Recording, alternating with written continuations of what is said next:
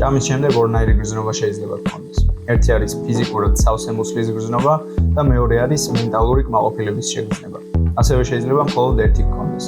მაგალითად, უმეტესად დღესასწაულების დროს შეიძლება ძალიან ბევრი საჭმელი ჭამო და მუცელიც ძალიან გაბერილი გქონდეს, მაგრამ დესერტი მაინც გინდოდეს. ეს არის ფიზიკურად სავსე მუცლის ქონა მენტალური კმაყოფილების გარეშე. ამ რაღაცას საკვების შემადგენლობის სხვადასხვა ასპექტი განაპირობებს. საკვების მოცულობა, ანუ საკვების რაოდენობა გარკვეული კალორიების რაოდენობაზე განაპირობებს ფიზიკურად სავსეობის შეგრძნებას. ხოლო დანაყრების ინდექსი ზომავს თუ რამდენად ნაყროვანია საკვები მასში შემავალი კალორიების რაოდენობასთან შედარებით.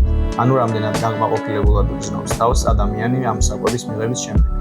ეს ინდექსი წლების წინ შეიქმნა და დიდ ალბათობით 100%-ით სუსტი არ არის, მაგრამ კარგ საწყის რეკომენდაციებს მაინც გვაძლევს, განსაკუთრებით მათთვის, ვისაც ჭამის შემდეგ კმაყოფილების გრძნობა ნაკლებად აქვს. მაგალითი რომ მოვიყვანოთ, საკვების მოცულობის განსხვავება ერთი და იგივე კალორიების რაოდენობაზე ყველაზე კარგად ბროკოლის და შოკოლადის შედარების დროს ჩანს. რომ მოვიღოთ 250 კალორია ბროკოლი და 250 კალორია შოკოლადი, დავინახავთ, რომ ბროკოლის ბევრად უფრო მეტი მოცულობა აქვს. ანუ მიუხედავად იმისა, რომ ამ ორ საკვებს ერთი და იგივე ენერგეტიკული ღირებულება აქვთ, ბროკოლის მიღების შემდეგ ბევრად უფრო მეტი სავსეობის შეგრძნება გექნება. წონის კლების პერიოდებში, როცა კალორიების რაოდენობა შეზღუდულია, ბროკოლის მსგავსი საჭმელი დაგეხმარება ნაკლები კალორიებით ბევრი საჭმლის მიღებაში. ხოლო საპირისპირო მიმართულებით, როცა წონის მომატებაა მიზანი და ზედმეტი კალორიების მიღებაა საჭირო, ამ შემთხვევაში დაბალი მოცულობის მაღალკალორიული საკვები გამოგადგება. რაც შეეხება დანაყრების ინდექსს, ზოგი საკვები ადამიანებს მეტად ანაყრებს, მიუხედავად იმისა, რომ კალორიებთან შედარებით შეიძლება მთლად დიდი მოცულობაც არ ჰქონდეს.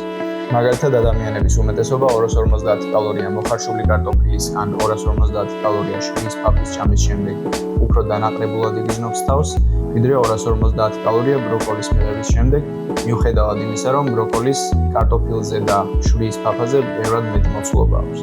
ფიზიკური სავსეობის და დანაყრების შეგრძნებას თანაბრად აქვს გავლენა იმაზე, თუ რამდენ საჭმელს შეჭამს ადამიანი. შეიძლება მაღალი მოცულობის საკვები მიიღო და მუცელი სავსე ჰქონდეს, მაგრამ დანაყრებულად მაინც არ გრძნობდა თავს. მაგალითად, ძალიან ბევრი ბროკოლის ჭამის შემდეგ მუცელი შეიძლება გაბერილი ჰქონდეს, მაგრამ რამე ტკბილეული მაინც მოგიგდეს. საკვების არჩევისას ამ ორ ფაქტორზე დაკვირვება დაგეხმარება შენიკვების გამარტივებაში. ანუ წონის კლების დროს ისეთ საკვებს აირჩევ, რომელსაც მაღალი დანაყრების ინდექსი აქვს, მაგრამ ამავდროულად ზედმეტად კალორიულიც არ არის. ასეთი საკვებია მაგალითად მოხარშული კარტოფილი.